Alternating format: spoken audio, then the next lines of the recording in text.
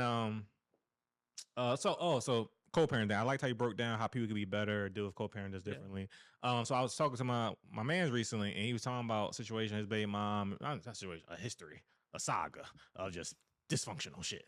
And now again, I'm the type of person, I don't know how other people deal with their friends and their relationships, but like whenever somebody may be going through a relationship or a situationship or whatever, a personal that I may not deem conducive or healthy or whatever, I keep my thoughts to myself unless you ask me. Unless you ask me. Yep. Unless you ask me. Yeah, my opinion, I'll tell you. But other than that, I won't say nothing. And I can't wait for you to ask me. The day you ask me, I got something to tell you, boy. Actually, I got it all written down. Absolutely. Like, down PowerPoint. But until that day, it's none of my business. And of course, we can talk and conversate just by general shit. Yeah. But that's converse. Convert. Yeah. I said conversate? Yeah, you said conversate.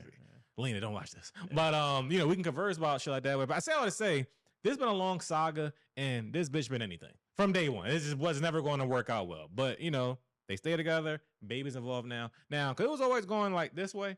Now it's like this. Like it's just this is it. Tend to do that. Yeah, already going in that trajectory. And as he was talking to me, I was like thinking like, damn, like I don't got nothing for you. Like I don't think because end of the I don't got no motivation today. You're like it's like because the baby's here. Y'all dysfunctional and it's just a never ending loop, whatever. But as you was talking just now, I'm thinking, okay, I guess that's perspective that it can be helpful. Whereas like, y'all have good pockets here, y'all have bad pockets here. Lessen this load, increase this load, or just only focus on these loads. Yeah. And that's probably the only way when people are just not on the same page. Are they still together? No. Yes. All right. So just to kind of like, because I've been a co-parent for 16 years now. It's one of them things where it's like, you have to learn yourself. You have to learn your thresholds. You have to learn your strengths. You have to learn your weaknesses. You have to learn a lot of patience, because being a co-parent is you essentially, it's like having a business with a partner who you don't agree with. And both of y'all have one objective and one goal, which is to make sure that this is a thriving business, a thriving entity. And y'all gonna have two different angles of approach.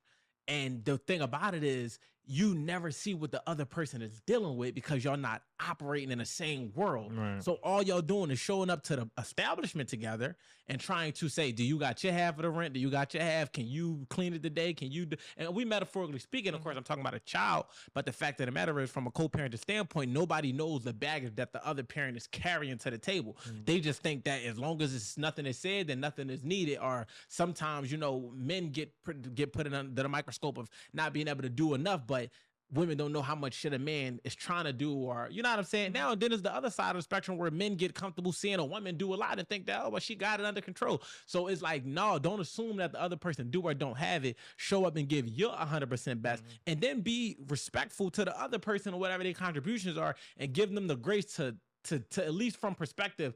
I know you wouldn't just slight our kids, so maybe this is all you have. But what tends to happen is it becomes a pissing war. It becomes a fucking fencing match where it's like, I did this, you ain't do this, you ain't do. Or it becomes an ego challenge of who did more, who could have. And a lot of that be perspective based. It's like men could say things that they feel like their baby mom could do better. Women could have a whole list of shit that they feel like baby dads could do better. But in the reality, if everybody just focus on the shit that they could do better, the kid ultimately would be successful. So it's like showing up and understanding that you don't know what your co-parent is going through, and having grace and patience and cause see, for me, and another thing, that's what I'm gonna say to the men, man, you gotta strip that. A lot of men be affected by the opinion that they baby moms have on them, and they really should be affected by the opinion that kids have on them. Now, I'm not saying manipulate your kids, show up with gifts and all that when they 3 and 4 and they know, oh, daddy is a superhero. No, I'm talking about in real time, if you know you giving your ultimate best and you can't always come through at the time that's requested, because what a lot of women impulse and they don't take into account is they impulsively want to, men are not impulsive. So they might come up with something, I want to send them to karate class Friday. It's like, it's going to be the registration is $175 and this boy might not have $175. You never could get, I could never depend on you when I call you. You never got it. It's like, you came up with an idea to spend his money. You're not allowed to do that with me. You can't get creative with my money. We got to be able to have some especially type of last minute creative. That's the creativity. That's the impulse. So you got creative with his money and was mad that he couldn't come through for you. It really don't work like that. You got to understand that you don't know what this man has in his plans. So if you want to come to the table, look, man, I'm trying to put this, because some parents give 2-3 month notices. I think if that's the case and you've done that and the man ain't showing up, you just got to do better as a dad. But you got to remove her opinion where the youth feel like if she's saying you're not a good dad, because I'm not your dad. So you can't tell me if I'm a good dad or not. You might tell me I ain't the best boyfriend. You might tell me I ain't the best co-parent, but to tell me I'm not a good, that's for my child to determine. And if y'all focus on building a great relationship with your kid, a lot of men who disappeared into the fucking shadows will come out of the shadows and get relationships with their kids, because a lot of men are they so worried about what the mom said to the child. What seed that you planted to turn my child against me? And you're not even going back to repaint the picture. Now the only perspective of you that your child have is the one that the mom get. But if you want your child to have an accurate perspective of you, to be able to combat whatever the bullshit is, then come and be a good dad. A good dad and a good co-parent is two different things. Because a motherfucker go argue with his baby mom all day and tomorrow, but do everything he got to do for his kid. Did that make him a bad dad or a bad co-parent?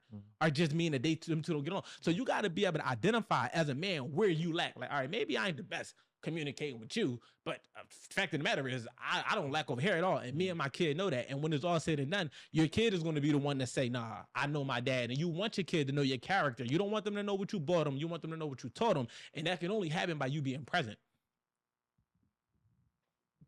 Oh,